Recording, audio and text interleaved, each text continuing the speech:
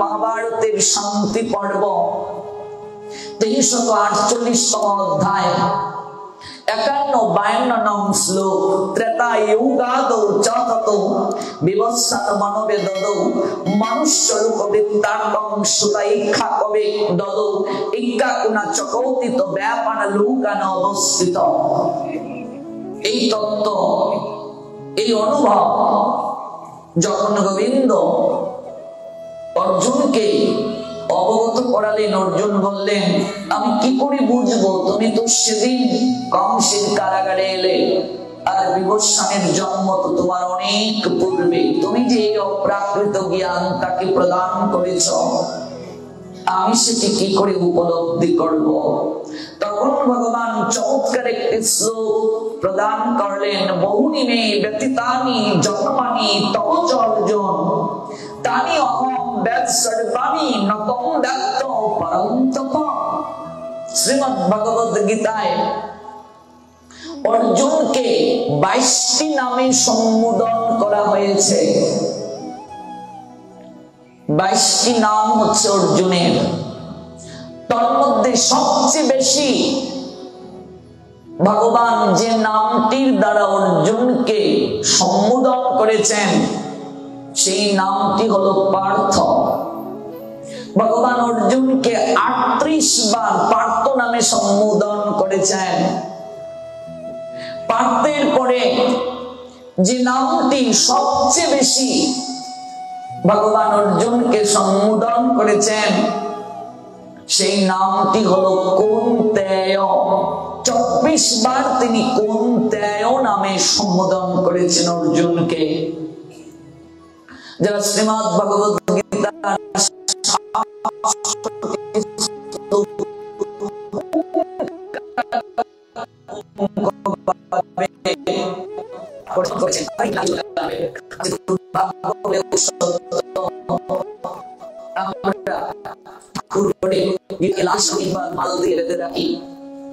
চন্দন চর্চিত করে উপরে দিতে দিতে গীতার উপর, ভাগবতের উপর চট লেগে যায়।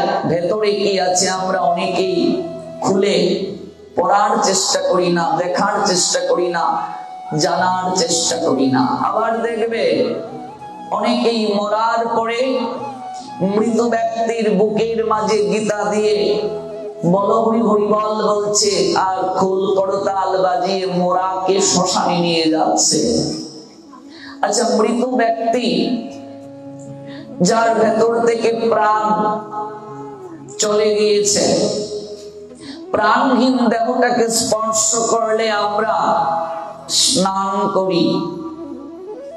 যাকে স্পর্শ করলে আমি স্নান করছি, আর সেই দেহের মাঝে গীতাকে চাপিয়ে খুল করতাল বাজিয়ে শ্মশানে নিয়ে যাচ্ছি। যে ব্যক্তি জীবন দশায় গীতা পড়লো না, খুলে দেখলো না, ধুতি পরিধান করলো না, তিলকাদি করলো না, মরার পরে দেখবে সেই ব্যক্তিকে স্নান করিয়ে আমরা ধুতি পরাচ্ছি, সর্বাঙ্গে তিলক দিয়ে বৈষ্ণব ভূষণে ভূষিত করছি, বক্ষের মাঝে গীতা চাপিয়ে খুল করতাল বাজিয়ে কীর্তন করে করে শ্মশানে নিয়ে যাচ্ছি। মনে রাখবে, মৃত ব্যক্তির বুকের মাঝে গীতা দেওয়ার মতো অপরাধ আর কিছু হতে পারে না, পাপ আর কিছু হতে পারে না। এই সারা বাংলার আনাচে কানাচে 15 বছর যাবত আমি চলাচল করছি। আমার এই অল্প বয়সের জীবনে অগণিত গুরু বৈষ্ণবের সান্নিধ্য প্রাপ্তির সৌভাগ্য হয়েছে। এখনো সনাতন ধর্মের হিন্দু সমাজের 100 জনের মাঝে 90 জন আমার বয়সী ছেলে ধুতি পড়তে জানে না। মিলিয়ে দেখবেন সমাজে। যুবকদের কথা ছেড়ে দিন, বাবা কাকা জেঠার বয়সী যারা, তাদের অনেককেই দেখেছি ধুতি পড়তে জানেন না, ধুতিটা লুঙ্গির মতো পরেন, ধুতি পড়ছে লুঙ্গির মতো। সনাতনী হিন্দুদের তো লুঙ্গি পরার কোনো বিধানই নাই, এটা ম্লেচ্ছদের পোশাক, জবনদের পোশাক। সনাতনী হিন্দু আবার লুঙ্গি পরবে। দিন দিন সনাতনী হিন্দুরা আচরণে ম্লেচ্ছ হয়ে যাচ্ছে, জঘন্য হয়ে যাচ্ছে। মনে রাখবে, প্রত্যেকটা মনুষ্য জীব সনাতনী হিন্দু হয়েই জন্মগ্রহণ করে, আচরণে তারপর তার পতন হয়। এই পৃথিবীতে একমাত্র ধর্মই হলো সনাতন। কথাটা ভালো করে হৃদয় মাঝে লালন করিয়ে যান। এই পৃথিবীতে একমাত্র ধর্ম সনাতন, বাকি সকলগুলো হচ্ছে মত আর পথ। আজকাল সমাজের যে দুর্দৈব অবস্থা আমরা নিরীক্ষণ করছি, যে আচরণ ভ্রষ্ট হওয়ার মানসিকতা সনাতনী হিন্দুদের মাঝে নিরীক্ষণ করছি, সেটি হতাশাজনক। আজকে সনাতনী হিন্দুর ছেলেকে আর ম্লেচ্ছের ছেলেকে, অহিন্দুকে চিনার উপায় নাই। সনাতনী হিন্দুর ছেলেদের চাল চলন, তাদের গেটআপ, তাদের চুল দাড়ি রাখার প্রক্রিয়া, কে সনাতনী হিন্দুর ছেলে আর কে অহিন্দু, এটা কোন আর বোঝার কোন উপায় নাই। এমন একটা অবস্থায় আমরা নিজেদেরকে আসীন করছি, পরিচালনা করছি। আবার কিছু কিছু সনাতন ধর্মের হিন্দু সমাজের লোক নিজেরা তাদের অস্তিত্বকে, পরিচয়কে লুকিয়ে রাখার চেষ্টা করছে, যে আমি যে হিন্দু এটা যেন কেউ না জানে, কেউ না বুঝে। কেন এত ভয় কিসের রে বাবা? মৃত্যু থেকে পালিয়ে বাঁচার জন্য এত প্রয়াস। মৃত্যু নামক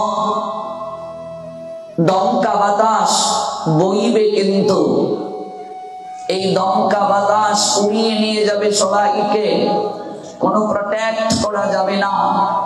এই জগতে যার জন্ম হয়েছে, মৃত্যু তার অবশ্যগামী। সনাতনীরা বীরের জাতি, আর্য সন্তান আমরা, এই বঙ্গমাতার সন্তান আমরা, আমরাই এই বঙ্গের আদি সন্তান। আমাদের শরীরে ঋষিদের রক্ত বইছে, আমাদের শরীরে আর্য ঋষিদের বীর্য শক্তি প্রবাহিত। দুর্ভাগ্য, সেই শক্তির সৎ ব্যবহার আমরা করতে পারছি না, যার কারণে আজ দিন দিন আমাদের নিম্নগতি প্রাপ্তি হচ্ছে।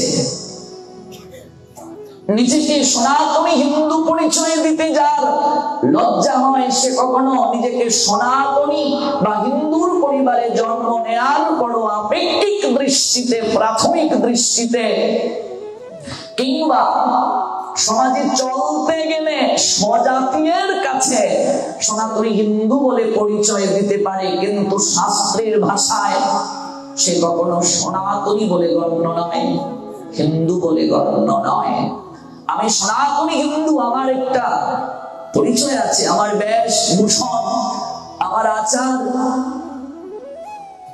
আমার গৃহ নিরীক্ষণ করে উপলব্ধি করতে পারবে। প্রত্যেক সনাতনী হিন্দুর গৃহ মন্দির স্বরূপ, গৃহটা দেখে উপলব্ধি হবে এটা সনাতনী হিন্দুদের গৃহ। আজকাল সেই সকল সনাতনী হিন্দুদের গৃহ চেনার কোনো উপায় নাই। আমরা দিন দিন ম্লেচ্ছ হয়ে যাচ্ছি আচার আচরণে।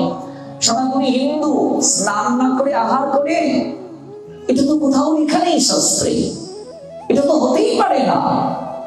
স্নান না করে আহার করা, দাঁড়িয়ে দাঁড়িয়ে প্রস্রাব করা, মল ত্যাগ করে স্নান না করা, আহারে বিহারে আচরণে ব্যবহারে আমরা দিন দিন পতিত হয়ে যাচ্ছি।